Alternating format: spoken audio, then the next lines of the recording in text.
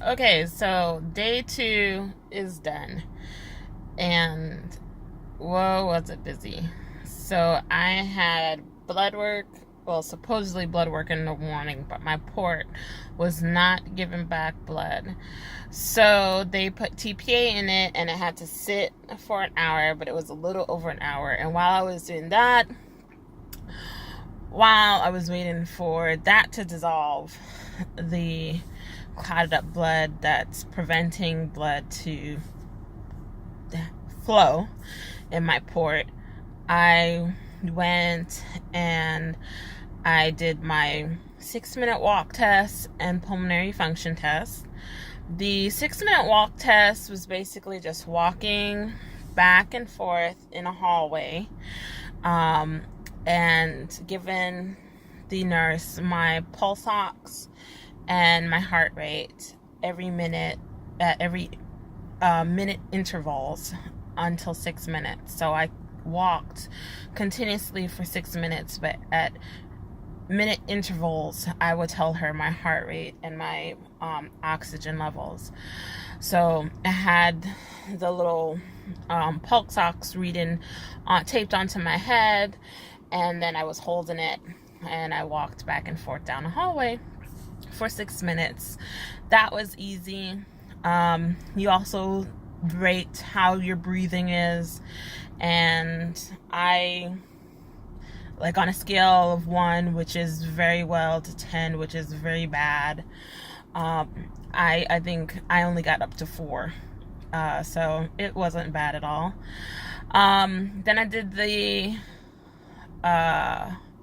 pulmonary function test, which was a breeze. That's like you put your mouth over this this thing. I don't know how to explain it. This apparatus, and you breathe normally. Then at a time you take a deep breath in, you hold your breath, and then you blow all the breath that you can into the little apparatus, and you just keep blowing for a while until the nurse says stop. And so you do that for about 4 times, and I think you do 2 times doing it that way, and you do another time and you do it a little bit slightly different, but that wasn't too bad. I didn't lose any kind of breath over that or was out of breath doing that, so that was pretty simple, and I've done that before. Like I said, I've tried to do this back in 2017, and I've done all of these things before back in 2017, so this is familiar to me. I just didn't get all the way done, so I didn't get to the transplant part. So I did the preliminary tests and all that, so these are very familiar to me, so it's not a problem. Then, and I have to say, actually, if I was to compare my breathing levels from 2017 to now, actually, I feel like I did better this time around versus then. Because, like, I guess I was really struggling back then with my crises, with my pain level, and since being out of work for 2 years, basically that period of time, my body hasn't been in so much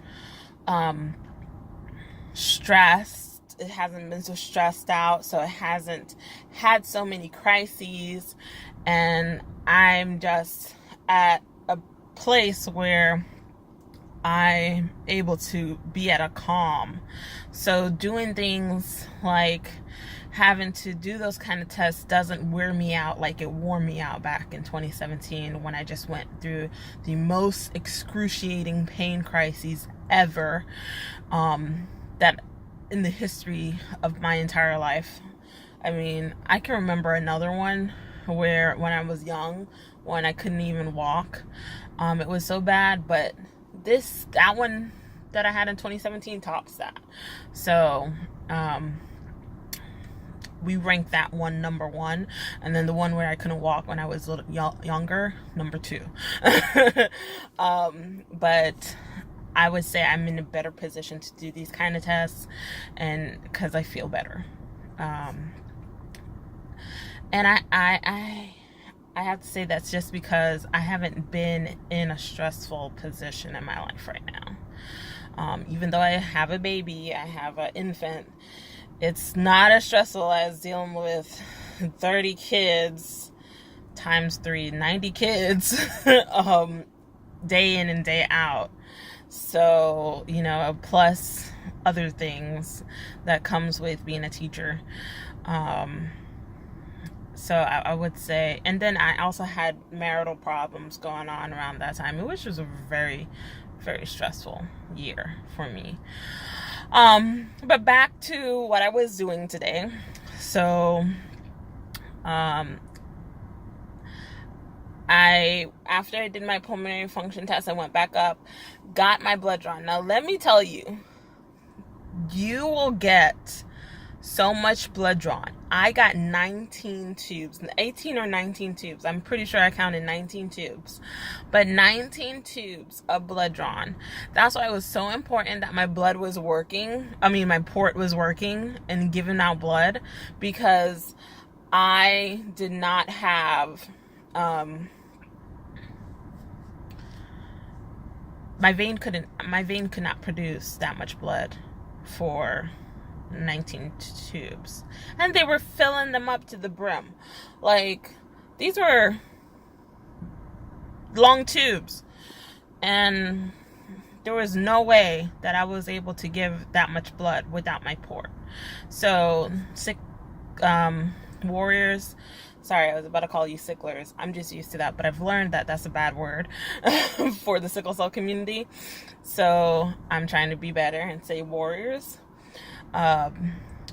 It's important to get a port if you are someone like me who have absolutely no veins. And going through this process, actually, they're going to actually put another, like a catheter next to my port, so that they can do the chemo and everything, and it goes through that, and it won't affect my actual port that I have, because my port right now that I have is not for chemo. It's for blood. And I tell them that all the time when they ask, when I say I have a port, and they're like, okay, well, is it for? I said, it's not for chemo. It's for blood. That's solely its purpose. That's why I got it. So you can get blood from it. And that's it.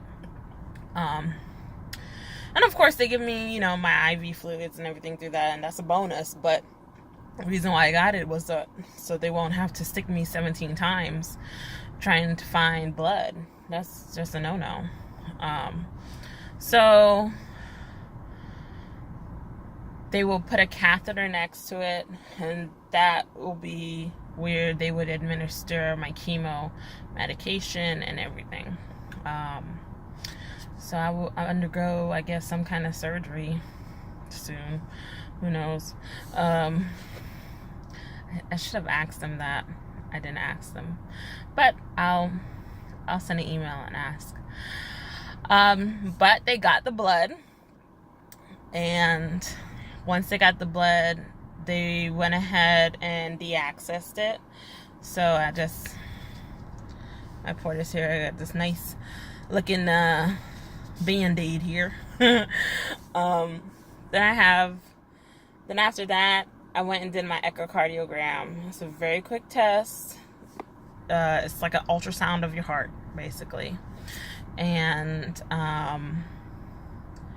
after that, they did an EKG. So they did another EKG. I think there was just a communication problem, but that's fine. I had the whole day planned out for just doing preliminary tests for this bone marrow transplant. So I am done with this round of testing. I have another round of testing to do in May. I was told that I need to increase my hydroxyurea to 4 tablets a day.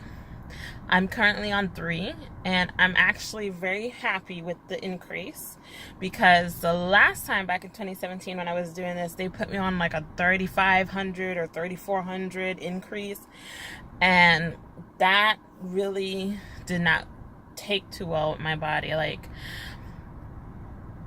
I don't know what kind of symptoms I'm gonna get from this increase, but I don't think it's gonna do too much since it's only 500 more.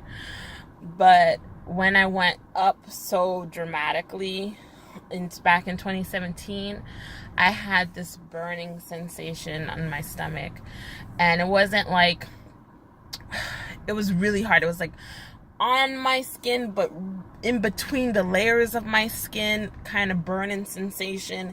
And it was from the hydroxyurea increase, and it was hell.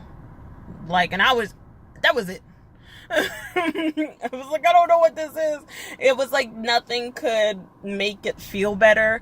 It was, you weren't nauseous, you weren't vomiting, it wasn't anything like that. It was just a sensation, and it was a burning sensation, and it was just so terribly excruciating. And I'm probably making it sound way worse than it really was, but to me, it was just something that you really did not want to feel. It was just under your skin, and there was no way of getting to it to make it feel better. And I think that's why it felt so bad to me, because there was no way of making it feel better. If you have pain, you take something for the pain, and it can calm you. Or if you're nauseous, you take something for the nausea. There was something to do to make you feel better. But this was like, what do you do for a burning sensation that you have on your belly? Like, it's like in between your skin layers. That's how it felt. And I was like, what do you do? It's not pain, really. It's a sensation. It's weird. So I'm very happy with this increase. It's only a slight increase. So hopefully my body can handle it, and I will keep you guys all updated. On top of that, I have to take this medication called Ursodol. And I'm giving you the generic name because I remember the generic name, and I don't remember the actual brand name to it. But the generic name is called Ursodol, and I don't remember what it actually helps to do, but I'm supposed to take that medication in addition to all my other medications. Now, let me tell you what medications I'm taking. I've already been taking hydroxyurea, so I just have to increase it now. And I will start my increase in my Ursodol on day 70. Day 70 for me will be March 28th. So that's the day that everything starts. And, good news, I got my harvest date. My harvest date, and what a harvest date is the actual transplant date, okay? So my actual transplant date or harvest date is June 6th. So that is exciting news. I will be getting new cells in my body, my brother's bone marrow in me, and being a new person on June 6th.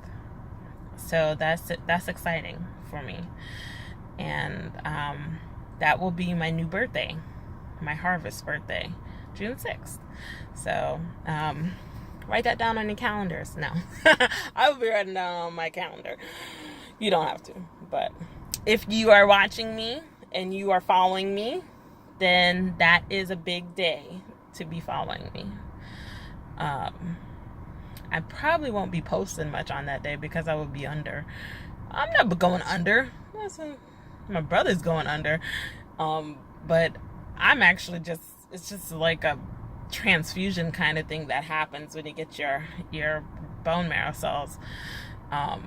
It's actually my brother. He has to go to sleep so they can take out his bone marrow and then give it to me. But I just sit up. So yeah, I probably will be, I'll probably go live that day. Actually, I can't record in the center, so I'll do another recording. But that's all I have, really. I kind of talked so much. Oh, no. I was telling you my medications. I'm sorry. And then I'll end this video. So the medications that I'm taking so far are on a daily is folic acid. My hydroxyurea, I already told you about that. Pradaxa. I've had 2 pulmonary embolisms, so I'm on Pradaxa for the rest of my life, or blood thinners for the rest of my life. But Pradaxa is like the best blood thinner medication there is, because I can eat what I want, I can drink if I want to, so yay. Which makes me happy, but it's very expensive. I am on Lovenox, Celexa. It's not Celexa. I don't know what I'm saying.